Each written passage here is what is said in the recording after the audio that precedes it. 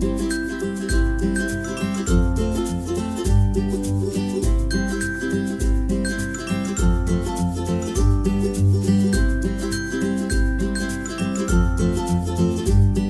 guys, welcome back to my channel. Today we're going to be doing part 9 of my beginner crochet series. If you are brand new to crochet and you haven't watched parts 1 through 8, please make sure to go back and do those in order, starting with part 1. All of those links will be in the description box below. So today in part 9 we're going to be learning about the corner to corner crochet, or C2C method.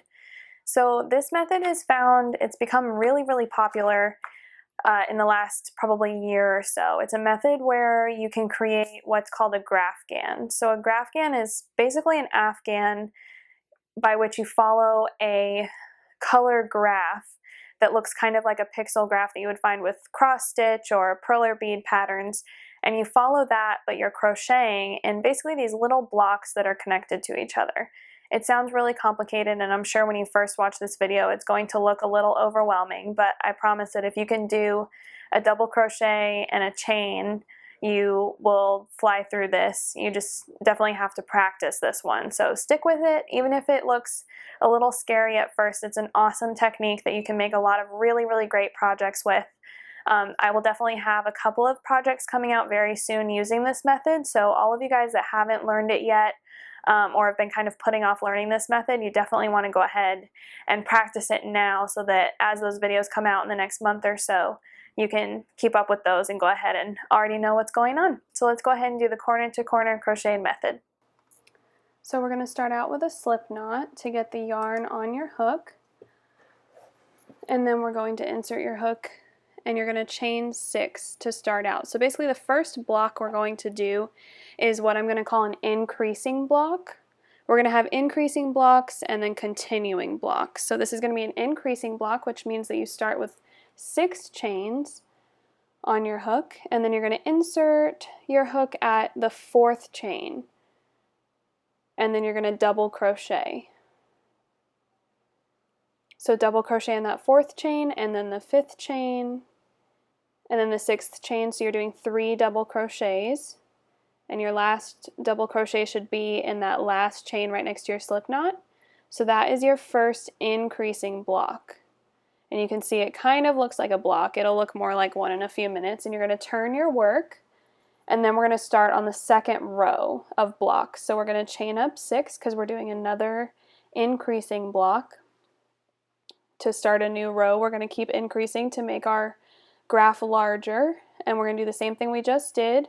Double crochet in the 4th chain from hook, and then double crochet in the 5th and 6th chains as well. So we're going to wind up with a little chain space and then 3 double crochets, and then we need to connect these 2 blocks together because now we have 2 increasing blocks. So how we're going to do that is find that chain space from your first block on the first row, and you're going to slip stitch in there. So let's watch that a little slower. Slip stitch into the chain space. You want to be very sure that you're going in that chain space from the block below, and just slip stitch it together. So now your blocks are attached, and now we're going to do a continuing block. So for this one we're just going to chain up 3, and then you're going to do 3 double crochets into that chain space in that same spot. So for the continuing blocks, we're going to be doing more of these than of the increasing ones. Basically for any row that you're starting, you're going to do an increasing block for the start of it as long as you're still increasing. We'll learn to decrease in a minute. And then the rest of that row will be continuing blocks. So we did the first row that's just 1, and then the second row that's 2. So turn your work again, and now we need to increase. So we're going to chain up 6. And then we're going to do the same thing for our increasing blocks. We're going to double crochet in the 4th chain from the hook, and then double crochet twice more. This will start to make sense to you more as you do it. I definitely recommend just sitting and watching this video once before you try it so you can really understand the process and how it comes together. So this technique is definitely more complicated. It might take you a little longer. So we're slip stitching into that next block, and we're just going to chain up 3 to do a continuing block and 3 double crochets in that chain space. So since we increased at the beginning of this third row of blocks, we don't need to keep increasing with a chain 6, we just need to continue that row. So think of it as if you're doing an increasing row, you need to begin with an increasing block, and then you continue the row with the continuing blocks with just that chain 3. So we're doing another continuing block to finish that third row of blocks with just chain 3 and then 3 double crochets in the chain space. So next I'm going to show you how to change colors within the C2C method. This trips a lot of people up, and when you're doing a graphgan that's supposed to resemble a picture, it's vital to do this step right. So I have a little trick, and here you can see the first 3 rows before we change colors. Go ahead and undo that very last double crochet, because we're going to use our new color kind of in the middle of it. So insert your hook, pull up a loop, yarn over, and pull through the first 2 loops. But then before you yarn over the last time and pull through those last 2 loops, you're going to use your new color. So basically just get that yarn on your hook. You can slip stitch it on or tie a knot if you really need to. But I'm going to weave in the ends later, so I don't really see the need to do that because it'll be secure later on. But you definitely want to pull those tails to secure everything tightly so nothing slips away right now. So now you have your new yarn on your hook and you pulled it through those 2 last loops of that double crochet, and you're ready to chain up 6 to increase again for your 4th row of blocks. So again, for our new row, we're going to begin our new row with an increasing block since we're still working on increasing, and I'm just going to snip that blue working yarn that was still attached to the skein and pull that nice and tight. There are several different methods for weaving in your ends with C2C crochet. You can even kind of draw them up and crochet over them if you want to. I find it that my work looks cleaner and I have a little more control if I just weave in everything later on. But that's just my personal preference, so I just leave the tails there for a while and worry about weaving later. But that's just my personal preference. There are lots of different techniques for dealing with tails on a graphgan.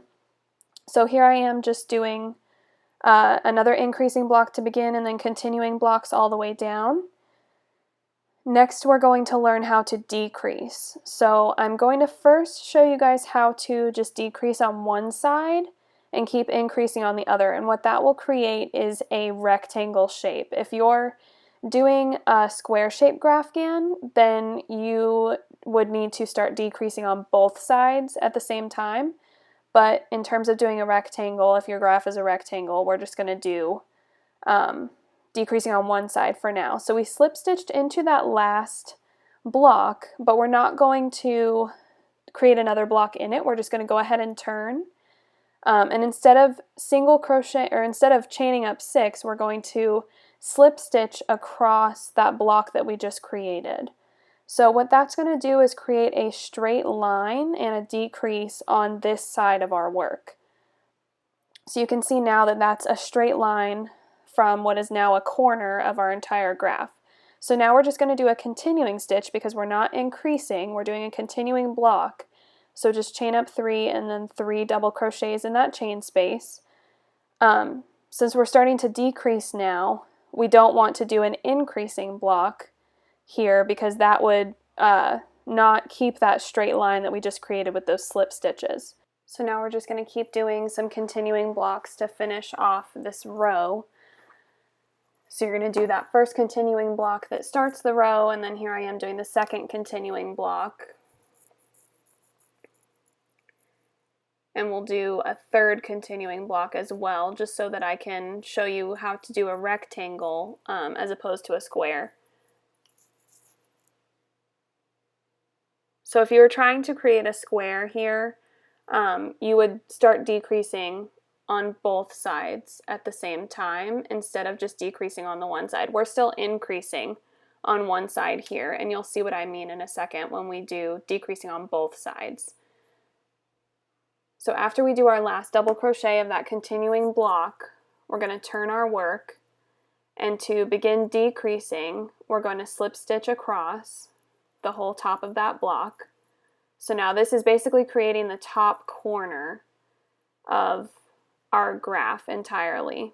and then we're going to do a continuing block since we're not increasing. Once again, remember, if you're not increasing, just do a continuing block, which is that chain up 3 and then 3 double crochets in the chain space.